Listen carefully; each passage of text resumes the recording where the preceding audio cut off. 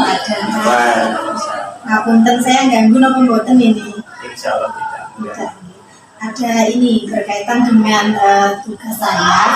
Ada sesuatu yang ingin saya tanyakan berkaitan dengan pengambilan keputusan. Saya selaku kepala SMA Darul Ulum 3. Ini selama ini pernah mungkin mengalami kasus-kasus atau masalah yang berkaitan dengan dilematika atau rujukan moral. Kalau masalah dilema dan rujukan moral, insya Allah sering terjadi di lembaga-lembaga, hanya di SMA, mungkin di semua lembaga pasti akan mengalami. Berarti sering ya? Sering. Dan itu harus ada keputusan dan kebijakan yang dilaksanakan. Terus kalau misalnya di tempatnya Pak Hadar ya, ketika terjadi kasus seperti itu, nah Pak Hadar mengambil keputusannya seperti apa? Mungkin ada pertimbangannya. Kita dalam mengambil sebuah keputusan pasti akan melihat data-data yang ada, sehingga kita analisis data yang ada dan keputusan itu supaya tepat, artinya tidak merugikan salah satu pihak, karena itu kan keputusan yang nggak mudah. Karena kadang kita putuskan itu ini penting dan ini juga penting, terus ini juga benar, itu kan membutuhkan kebijakan yang lebih bijak berdasarkan data-data yang ada. Ada ini tidak Pak? Seperti prosedur seperti itu, langkah-langkahnya. Selama pengambilan keputusan kita tetap yang acuan dasarnya prosedur. Di prosedur yang selama ini kita gunakan di sekolah kita itu yang kita ambil. Jadi prosedur itu jangan sampai kita melangkah tanpa ada dasar yang tepat. Ya, termasuk prosedur yang kita gunakan, karena setiap sekolah mungkin prosedurnya beda. Tapi tetap kita ajarnya di prosedur yang sudah selama ini, karakter yang ada di sekolah ini yang kita. Misalnya mungkin dijelaskan prosedurnya, mungkin pertama seperti apa, kemudian melibatkan siapa saja. Biasanya prosedurnya yang pertama kita melibatkan orang-orang yang bermasalah di situ. Jadi nanti kita gali permasalahannya seperti apa. Kemudian kalau bisa kita ambil kebijakan pada waktu itu langsung kita tuntaskan. Tapi kalau tidak atau kaitannya dengan orang-orang yang lain, nah kita coba untuk semuanya kita lakukan bersama sehingga masalah itu semuanya bisa tertampung dan kita analisa dan kita ambil keputusan yang terbaik, tidak menyebutkan salah. Istilahnya win-win solution. Terus ini juga Pak. Selama ini jenengan apa sudah menemukan sesuatu begitu yang jenengan anggap bisa efektif digunakan untuk mengambil keputusan kalau berkaitan dengan dilema? Mungkin saya sudah punya trik ini, saya sudah punya sesuatu efektifnya begini. Ya. Untuk pengambilan sebuah keputusan itu kita juga melihat permasalahan yang ada.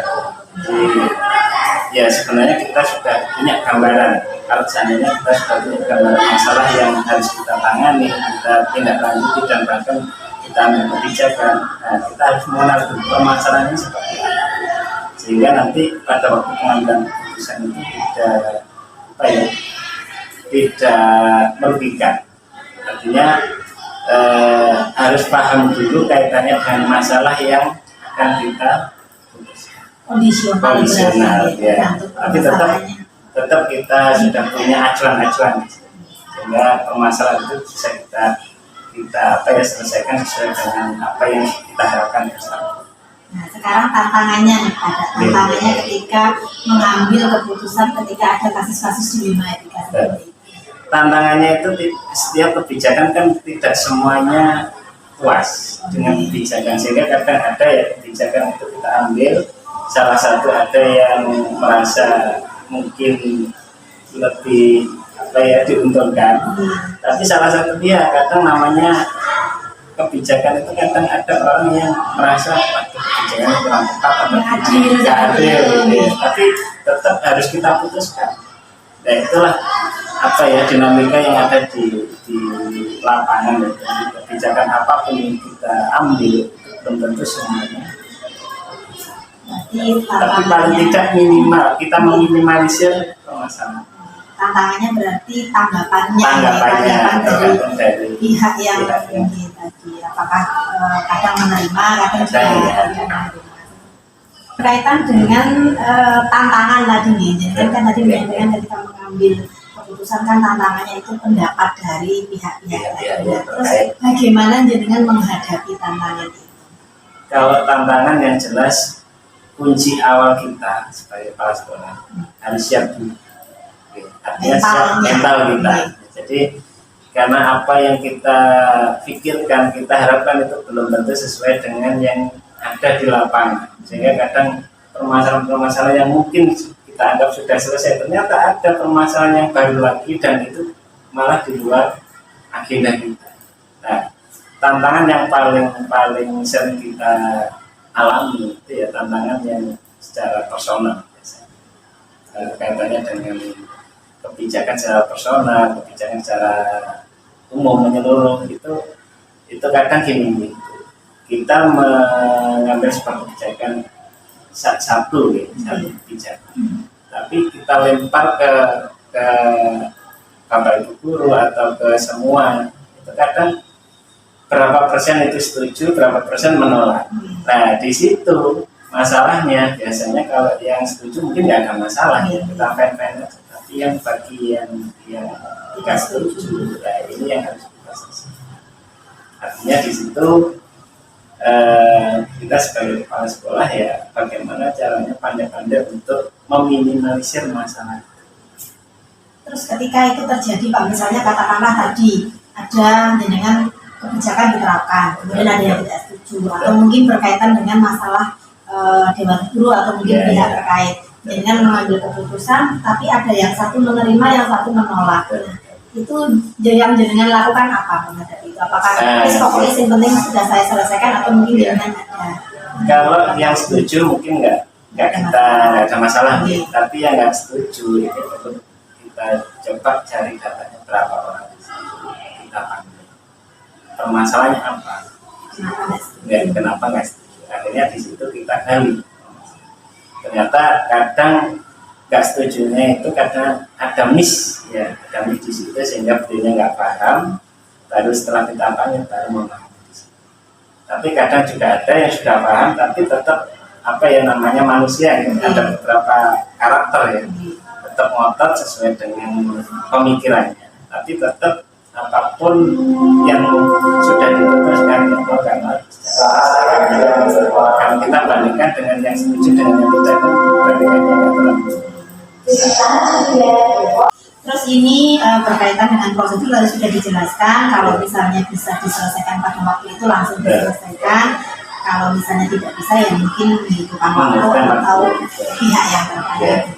Nah terus selama ini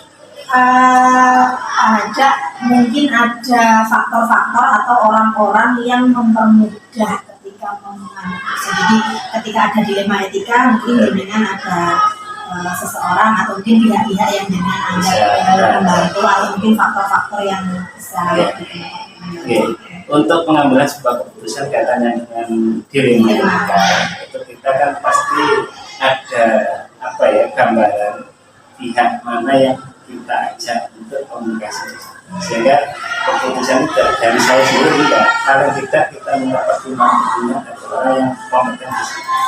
Mungkin katanya dengan masalah moral, kita menunjuk pada orang lain yang berkaitan dengan moral itu, mungkin agama, kalau katanya dengan selain moral, mungkin yang lain kita menyesuaikan siapa yang pas kita tunjuk untuk kita jaga bersama. Artinya untuk saling tukar pendapat sehingga dalam memutuskan sesuatu itu minimal ada pendamping atau pembanding itu, sehingga yang bermasalah itu juga merasa ini ada semacam kolaborasi keputusan yang bisa lebih valid dan lebih bijak menurut kita bersama, nggak harus saya sendiri. Nanti mungkin misalnya masalah pembelajaran kaitan dengan kurikulum, kaitannya dengan kesiswaan, siswa dengan kesiswaan, seseorang yang bidangnya. Tidak. Ini yang terakhir Pak Adam ya. Tadi kan jenengan sudah bercerita banyak tentang prosedurnya, kemudian pihak-pihak yang kita libatkan. Jenengan dari pengalaman jenengan selama ini mengambil keputusan, ada nggak sesuatu yang kira-kira jenengan ambil? Oh ini pelajaran berharga. Oh ini pengalaman berharga yang mungkin bisa jenengan sampaikan ke saya seperti itu. Ya, prinsipnya kebijakan itu kan apa ya, situasional dan kondisional, sehingga kadang kita sudah merencanakan sesuatu kaitannya dengan hal-hal yang berkaitan dengan masalah yang di sekolah.